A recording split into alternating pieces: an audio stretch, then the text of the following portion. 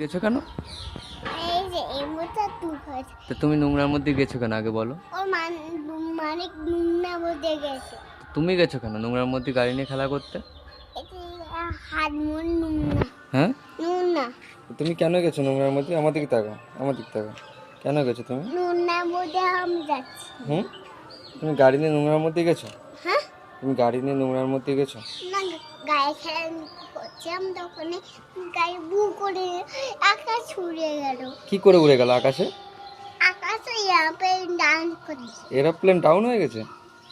Dance করছে। Dance করছে aeroplane? হ্যাঁ, তোমার গাড়ি কি করে এরোপ্লেন হয়ে গেল? গায়ে ডান্স করছে। কি করে ডান্স করছে গাড়ি? ওইভাবে ডান্স করছে? হ্যাঁ, এই পড়ে গেছিলে নাকি না নোংরার মধ্যে? না তাহলে মাথাটা তো নোংরা ছিল।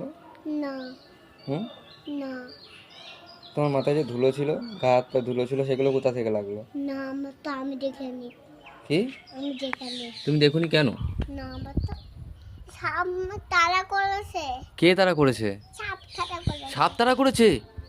সাপ কোথায় ছিল? ওইখানে ওইখানে ছিল?